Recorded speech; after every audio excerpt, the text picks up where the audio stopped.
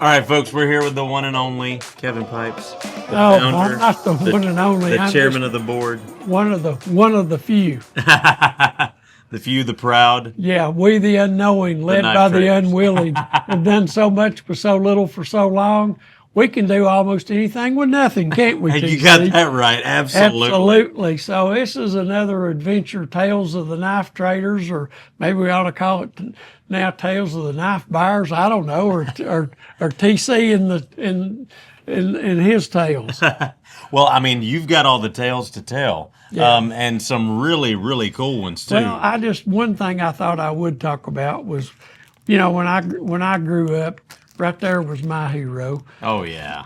Roy Rogers, and you're better at showing him than I am. And then these are just some things that we did. We had Roy on the catalog in 1991, and just a fun story. It wasn't this Colt knife that we later did, but when I went out to Victorville to meet Roy and fulfilled every kid my age's dream that went to lunch with Roy and Dale, I was showing him the knife, and he rolled up his sleeves and he proceeded to open the knife up, and he started to just slice the hair off of his arm like that and look at it. And then he said, his son Dusty was there, and he says, Dad, you can't do that. What if you cut yourself? And Roy said, if it won't shave my hair, I don't want my name on it. So anyway, he was just a cowboy, and we did, several riders of the silver screen knife. I think you took a couple of pictures of Roy and I in his office, and then we had a license with Colt for several years, and we made a lot of Colt knives, but I always kept a few of my favorites, and this one right there is one of my very favorites. That's a really cool one right there. Yeah, you know how to show it so they can see it. It It's gets all King of the confusing. Cowboys, Roy Rogers and Colt. And I mean, hey, what did Roy always carry? A Colt sidekick. That's right right. by his side as he rode Trigger into the sunset every Saturday morning, or every time I could scrape up 10 cents by selling Coke bottles or whatever, and go to the movie, go to the silver screen. And that's why I copyrighted the name Riders of the Silver Screen, and that's where we got all this kind of stuff. And the Riders of the Silver Screen and my heroes, and probably your father's heroes, all growing up together watching those Riders of the Silver Screen. Well, long story short was, I think everybody's heard when they took the mask away from Clayton Moore and what a big scandal it was and how terrible it was. Well, at the time I had licenses with Roy, and I had licenses, and I made Lone Ranger knives and stuff like that. So when it was coming up, the ceremony to get, they announced it on TV, and it was national news, and I had the idea, man, wouldn't it just be whiz cool, absolutely fantastic to have Roy Rogers here and Clayton Moore here, and have Roy Rogers present the mask back to Clayton Moore. And I thought to myself, man, this is me died in heaven promotion. Unbelievable, And so I called up Roy and talked to him, and he's like, yeah, Kevin. He said, I think that's a great idea. And I said, I'll buy you plane tickets. We'll put you up. We'll treat you, that good Southern hospitality. And he said, yeah, I'll do it. And I said, all right, good. I said, well, I'm going to call Clayton Moore up and tell him the great news and make sure he'll come. So I called up Clayton Moore, and I said, Mr. Moore, I said, congratulations on the fact that after all these years in court and everything, they're finally going to give you your mask back. And I said, I've been talking to the lady at the Lone Ranger that owns the trademark now, and she's agreed too. And what we'd like to do is fly you to the Knife Works and have Roy Rogers, he's agreed to come and give you back your mask. And Clayton Moore said, young man, that's a really nice thing that you've worked hard to do. But he said, I'm over it. I don't want any more publicity. He said, I am proud to get my mask back, but I'd just like it to be plain and simple. And he said, then I'm going to ride off into the sunset. And I thought, okay. I understand. Right. And I said, well, thank you for taking my call, Mr. Moore. And I said, I know Mr. Rogers will be disappointed, but I'll call Roy up and tell him of your decision. And he said, Roy will understand. And Yeah. that was just a great story from the Riders of the Silver Screen. That is so cool, and I got to say, I'm really jealous of that. Because even though that was a little bit before my time, I grew up in that time period where we only had 3 channels, so I watched a lot of those reruns. Did you strap on all your guns? Oh, I did. I had I had all these guns. I had my 6 shooters with the white plastic grips and the little cap string in it. Right. I was bad to the bone. Bad to the bone. Good. Anyway, that's just another little bit of Roy, and then I don't know if there's any other Roy stuff in here or not, but We've got all kinds of stuff. I've got just a ton of different kinds of stuff. Hey, here's an early knife, and this knife, everybody talks about knives being made in China, but this knife was actually made in Hong Kong, and it was made by an American guy that owned a factory in Hong Kong, and his name was Albert Hopman. But we bought this in a collection a couple of years ago, and I thought, wow, it's been 40 years since I saw Albert Hopman and his wife, and they took me to dinner in Hong Kong. I used to fly into Hong Kong, and I'd buy some jade, and we'd buy some knives, and then it was really every day we had to kind of be at the office, so I'd do what I called Hong Kong turnarounds. I'd book my flight, get on the plane, take my clothes with me. I'd get off the plane, I'd go see Albert and his wife, eat some lunch with them, buy knives, buy a few pieces of jade at the jade market at that time, get back on the plane, fly all night Saturday night or Sunday night, and they were way ahead of us in the time, and I'd get back and be at the office selling knives Monday morning and saying, we got a new load coming. But anyway, that's just a good story for Albert Hopman, and I probably should have cleaned that knife up, but it's 40-something years old. That's really cool. And it's kind of like me. It's a little bit old and tarnished, but it still works hard and works good. There we go. There's several of us in that boat. Absolutely. Absolutely. Let's see what else I got in my bag of tricks.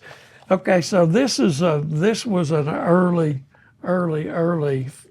invention right here.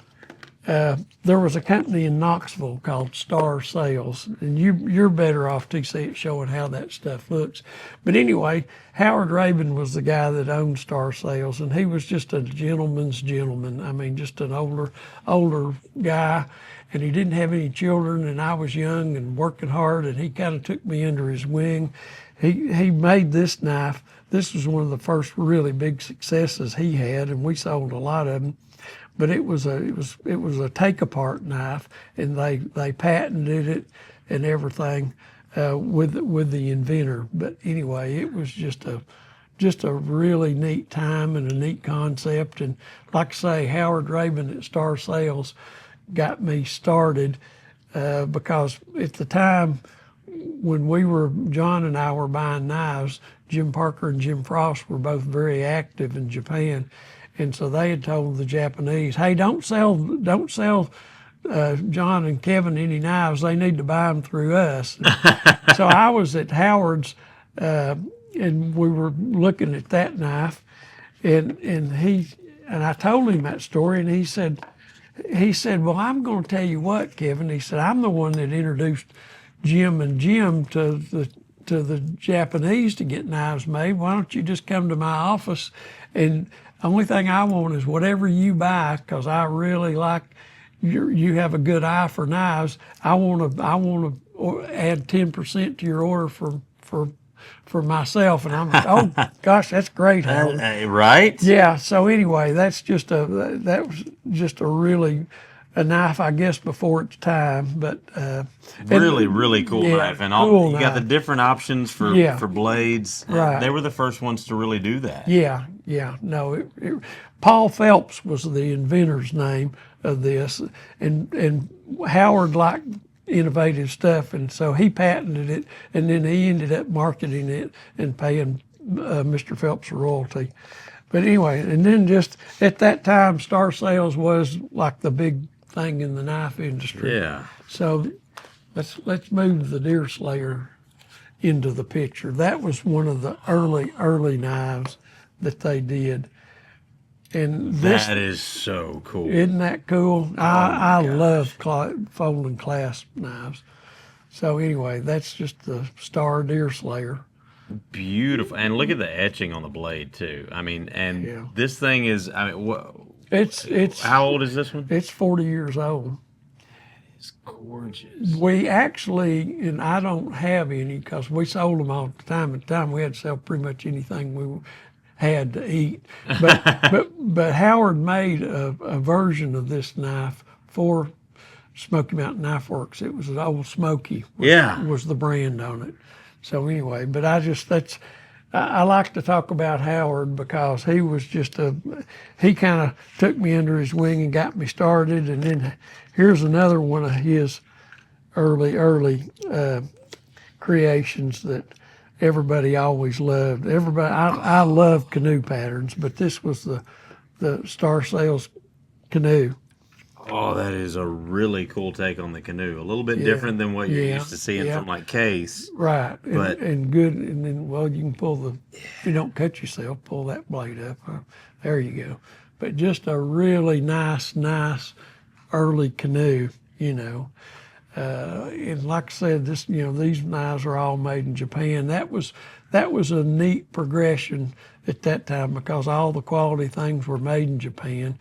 And then after we were introduced to the Japanese family, Watanabes were their name.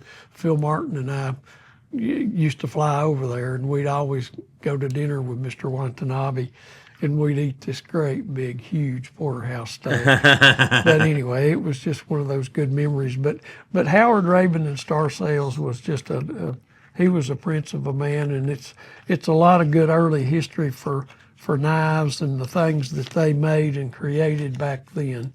Well, and you were talking earlier about, and I don't think a lot of people realize the impact that the decisions that you guys were making back then has made on the industry now. I mean, we talked about this box right here and kind of how that came about. Yeah, I mean, this is one of the earlier United items. It was a UC 322.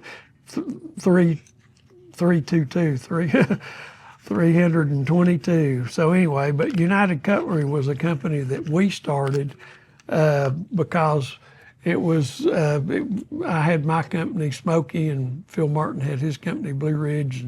And so we thought, well, we'll just unite and bring in imports from Japan and everything.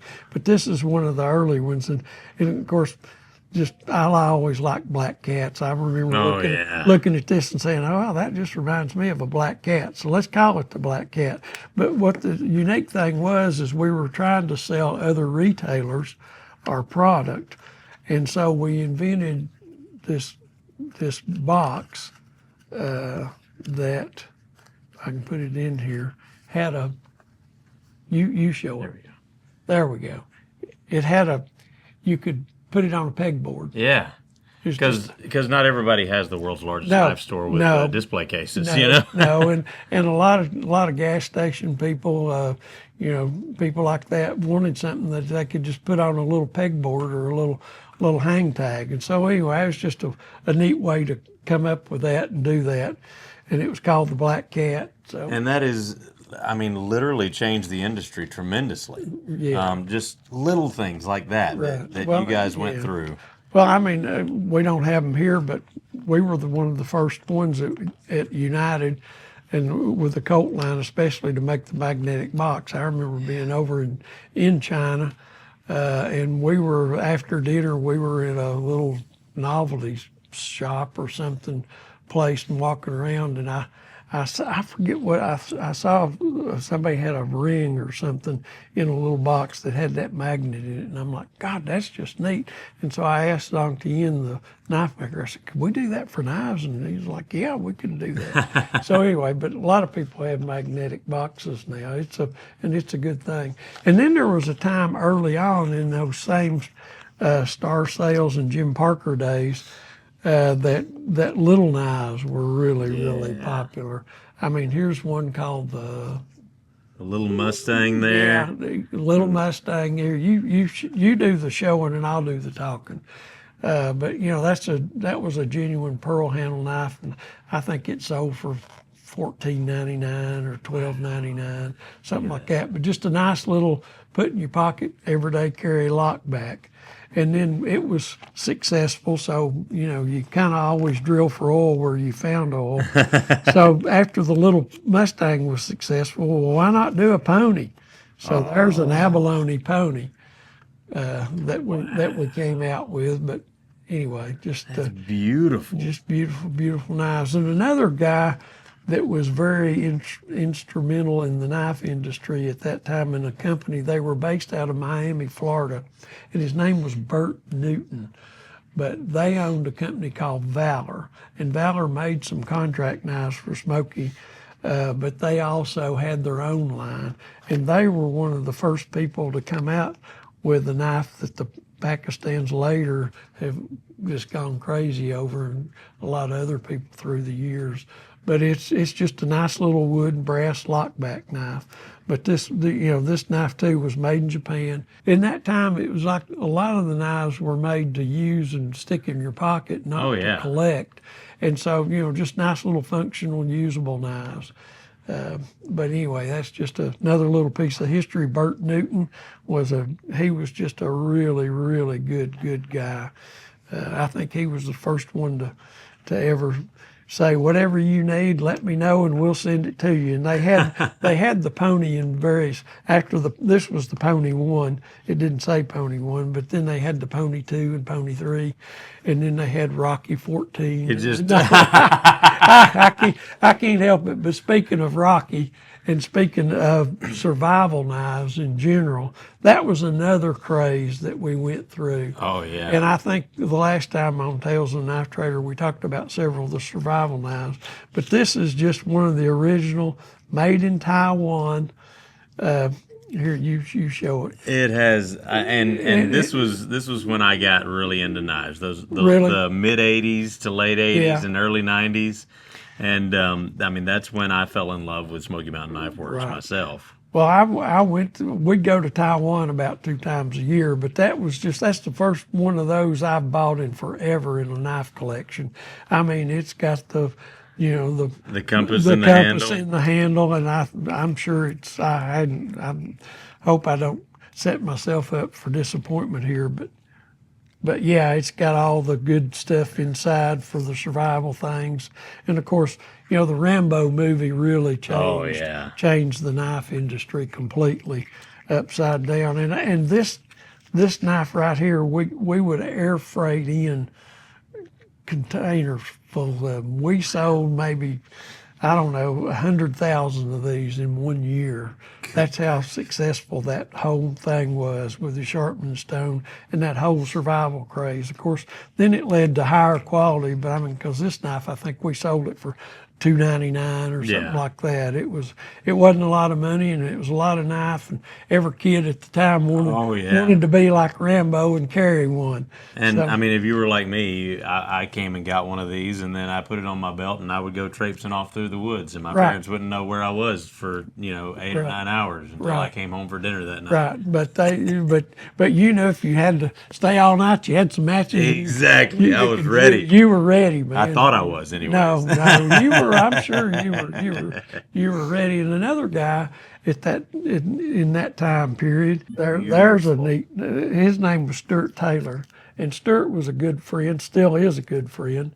But his brand was called Elkhorn, and I think that was the third knife that he ever did.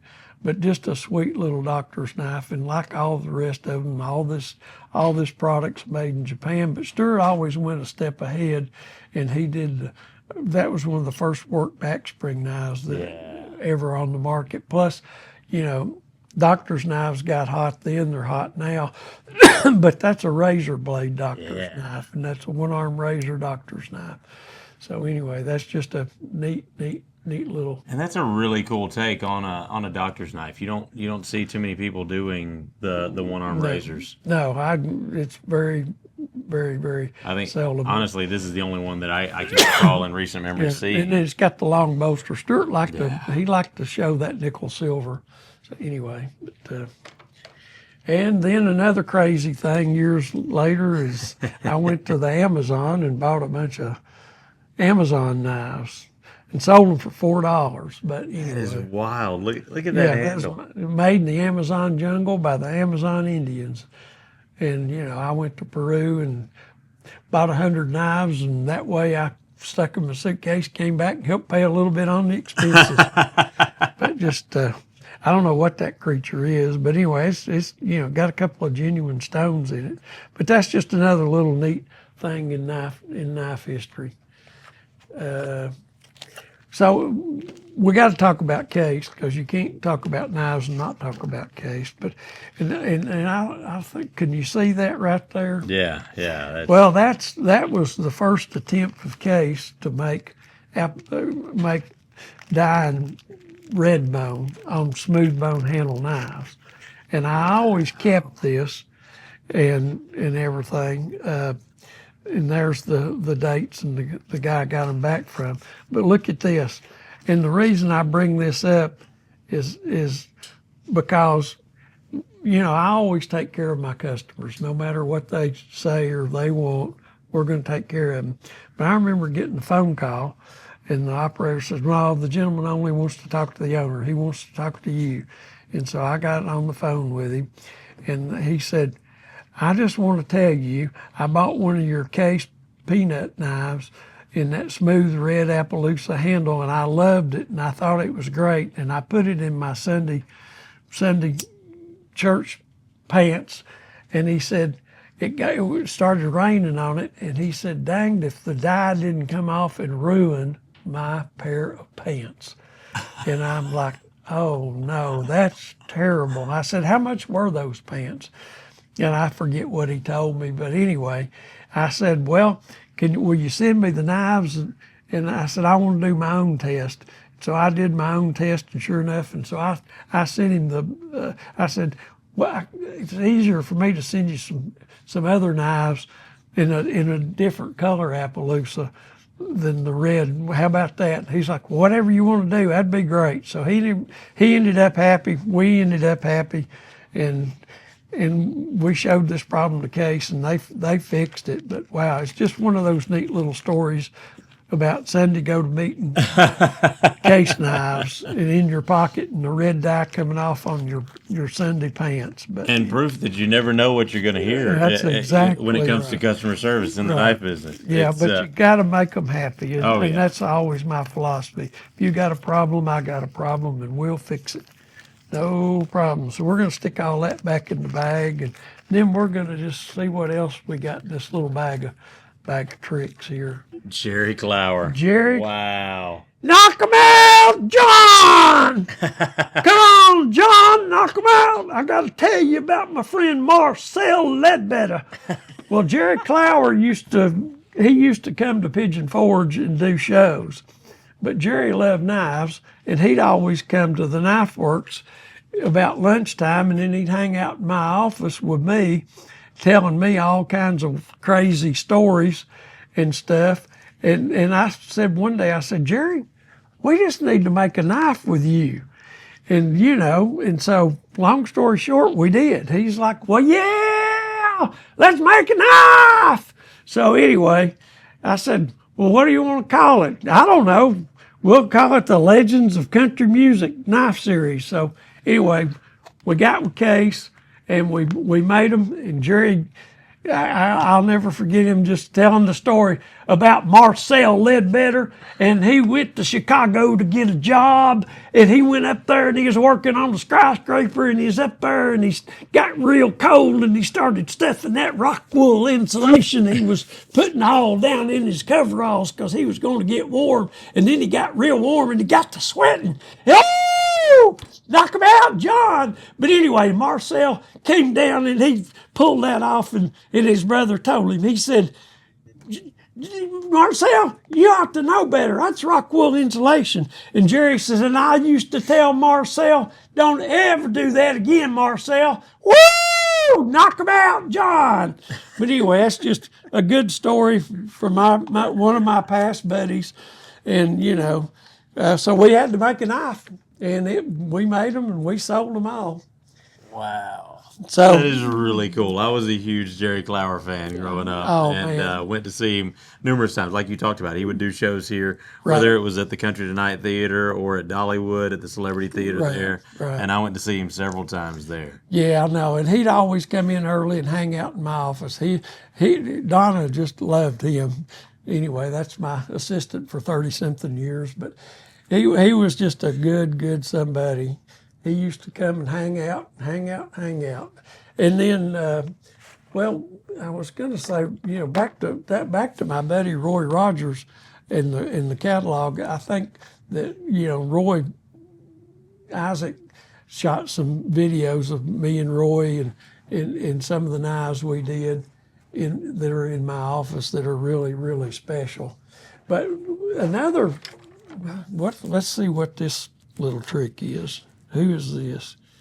Okay, Parker. So we're going to talk a little bit more about Parker because, Jim Parker kind of started me in the knife business. I met his brother John, and John and I were partners. But, with Jim, we made all that.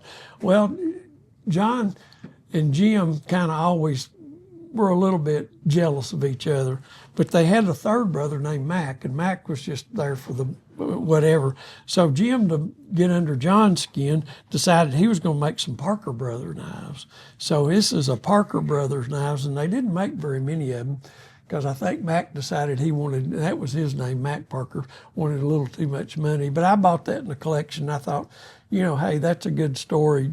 The three Parker brothers and two that kind of got along but didn't get along. But the one in the middle that the older one would always kind of adopt. But anyway, that's just a and look at how big that piece of stag is. I know, Eagle brand knives, man. Eagle brand knives. Beautiful. Right. So here's another interesting story. The Rigid brand. And Brian was telling me a little bit about this, and I find this story fascinating. The Rigid brand. Right. And what that means and where it come from. Well, Rigid was a factory in Arkansas, near Hot Springs, Arkansas, and actually, I still talk to him every now and then. He makes the molds for us that we're going to put in the new Remington. If you buy one of the new Silver Bullet knives that we just got through designing called In the Hunt. That'll come out this fall.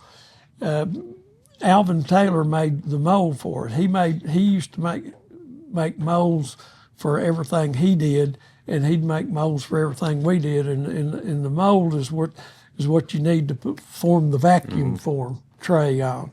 So anyway, but Alvin called me up and he said, Kevin, the guy that owns Rigid Factory is wanting to retire, and he said he don't know what to do with his stuff, and he just wants somebody to buy it. And so I said, well, okay, we buy knives. So anyway, so I went down there, and the Rigid knives were really, really just good, thick. I mean, look at the heavy, feel the weight of this. I mean, the guy made a knife that was just a knife maker's knife. And anyway, so a good story down there was as I didn't know how long it was going to take me, so I didn't take a lot of clothes with me on that trip. I only packed a couple of pair of blue jeans and a few shirts and got on the plane, and Alvin picked me up, and then the game plan was is we'd put it all on a tractor trailer and ship it back to Sevierville, which we did. But anyway, Alvin's wife, Ann, she finally said after about 3, she said, Kevin, how long's it been since you've changed those blue jeans? They're awful dry. I said, well, in that shirt. And I said, well, I only brought a couple, Miss Ann. She said, well, give them to me. So she washed them all, and I don't know what kind of detergent she used, but I put them on, and the next night I came back, and I mean, I was just totally broke out and allergic to whatever, from here all the way down. I mean, I was just totally allergic. And I'm like, God. And she's like, God. So she took them all and she washed them in plain water, and I was good. But the Rigid brand was just such an iconic brand. And we put it in United Cutlery. And then, when United was sold to different owners, they ended up with that. But I just always loved the Rigid knives. I mean, look at this thin little nice, feel that too, see. That is, it's Feel just so that. easy to carry. Yeah, just, Unobtrusive and no nonsense. Like, it's just simple. yeah. And it works. It's Right. a nice little pocket lock back right there. And like I said, really easy to carry, really easy to have on you, and you don't even feel it, know that it's there. Right, yeah. They hardly ever make knives, and we should probably look at that, but that thin and that simplistic Yeah. anymore. It's like everybody wants to stick everything on a knife these days. But, sometimes plain is better. So anyway. The KISS methods, keep it simple. Yep. So what's this bag of tricks? Oh, okay. This is just another Star Sales knife called the Oh yeah, the Street Fighter. Street Fighter, just a little toothpick, But anyway, we'll put that over in the Star Sales collection because Howard needs a prints. Here's an interesting story. So Camilillas, and we all know, that was a tragedy that should have never happened. But I always liked this knife, and I've tried to get people to do it again, but I guess now toolings. But I always loved cowboys and cows, and I just thought that barbed wire jigging around that was just a cool lockback knife. That is beautiful. And you can't do that anymore. But it's the tooling to stamp that out would just cost way too much at this point in time. But that was just a really nice, interesting thing that, Camilillas made some great things. That's for sure. And even to this day, as old as this is, that is so satisfying, just hearing that click right there. Yep. So that's that. And then I guess the last story that we really need, story is about a man named Ernst Felix. Original and Boer knives, which are probably next to Case, probably in Henry Rooster, one of the most collectible brands on the market. And everybody's granddad, I remember my granddad had a Boer knife, and everybody did. But anyway, Boer knives were originally, and this is an original USA, Boer knives were originally, for years and years, the Wiss Scissor Company bought the brand out of Germany and brought it into the U.S. and started making pocket knives along with their scissors to augment their sales. And that way, when the lady was shopping to buy a new pair of scissors, the guy would get a pocket knife. So anyway, this is an original, made in USA, Wiss brand Boer knife. Well, long story short, as I got a call one day in my office, and they said, there's a guy here from Germany, his name's Ernst Felix, and he'd like to talk to you. And I said, sure, send him in. Because at the time we were going over to Germany, and we were buying Kiss and Crane knives at that time. And so Ernst came in, and he sat down, and he said, I'm here to ask for, I know of your company, I know, you and Mr. Martin are close, but we have the opportunity to buy the Boer name back from Wiss and then bring it back in-house in Germany and start producing there in the old factory. And he said, I've bought the old factory building, got all the old tooling, everything. And he said, but I don't have enough money and I'm looking for some investors, and I know you're in the knife business.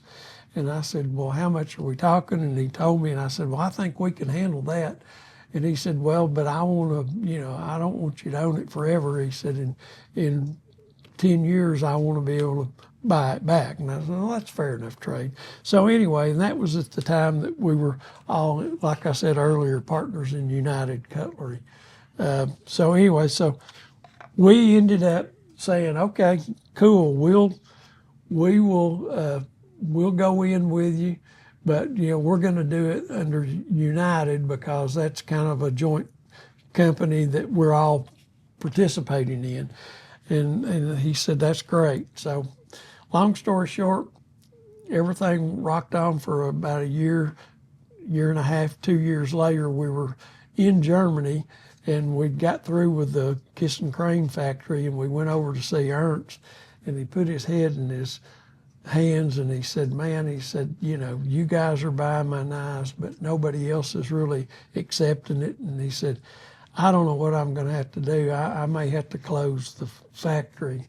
And we said, well, what would it take to not close the factory? And he said, well, I just need a big order. And so we said, well, how big? He said, I don't know. And we said, well, how good can you make the prices? I mean, can you cut the prices in half of what you're doing now or so? If we're ordering 5,000 each of 10 patterns, that's 50,000 knives, or 15 patterns, that's 75,000, 100,000 knives. And he said, if you'll buy 100,000 knives, yeah, I will just make it unbelievable, the price, and it'll save me at the factory, it'll help you guys, and we'll get you guys all paid off, and we'll all live happily ever after. So that's where we bought. There was, I think, 12 or 15 patterns of the United Boer brand. And I mean, like this knife, you're just not going to believe this. I think I remember the little 85 razor was like $2.35. And I think the 4 blades, this is the 70113 pattern, I think it was like $5 and a quarter or something, And of course, there wasn't any tariffs then. Yeah, right. Gotta get the tariff thing. There wasn't any tariffs. There was only fruit. But anyway, just Ernst Felix made that. He made the United Boer brand, and then also, so we were over there with him one day, a year or so later, and we drove by a brick building being pushed down, and he said, God, he said, that's just terrible. He said, that's the original Hinkle's building, and he said they're bulldozing it down. It's just a little small brick building. And I said, Ert, stop the car. He's like, what? I said, back up. So he backs up, and I jumped out of the car, and I ran down, and I got a brick. And that brick is in our showroom on display with a paper saying it's authentic from the original Hinkle's factory. So anyway, I saved a brick from there, and we said, Ernst, do you know those people well? And he said, yeah, we're good friends. We see each other at all the meetings for the knife organization, because at the time Soligan was just like, there's 20 or 30 factories. And so we said, well, could we make some knives with Hinkle's and pay them a royalty? He said, well, let me get on the phone. So he got on the phone, called the Hinkle's president. We drove over that afternoon, and we made a deal, and that's just a nice little 3-blade bar load. 3-blade. You don't see that often at Right. all. Well, anyway, we ended up buying, I don't know, 20,000, 30,000 different Hinkle knives, and we brought them in under the license. But just a neat story with Ernst and everything with them. And of course, his family is still involved in the Boer company, which is really cool too. Yeah. I think you guys are going to see. Mm-hmm. We're going to see. I think Karsten's going to be at Blade Show, and really excited about that. Here's another Boer. This was a Wiss Boer commemorative that was made in Soligan, Germany. So anyway, it's just a just another little rare little goodie. Still got the original. We got the tag and the string. Yeah, after 60, 50 years, you'd think some of that stuff. But anyway, it's just another little goodie. I don't know if you saw that or not. Here, you can hold that one. It won't bite. But that's That just is beautiful right there. And we ended up, when I saw that knife, I ended up making a bunch of dual shield knives. That was one of the first dual shield knives that I ever saw. And I thought, man, that's a cool idea.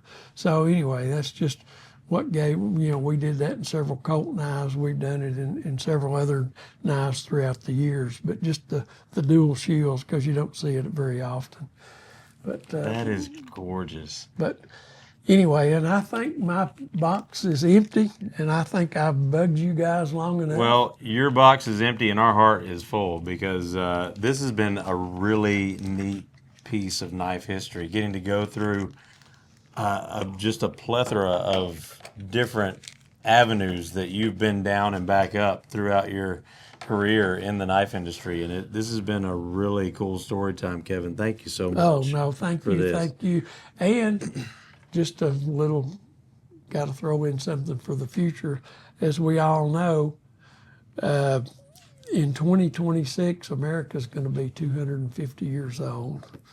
And right now, I'm working really hard to develop some really interesting, nice things to celebrate 250 years of freedom. There we go. Amen to that. Kevin, thank you. And folks, let us know what part of this history lesson was your favorite in the comments down below. And remember, here at Smoky Mountain Knife Works, if it cuts, We carry it.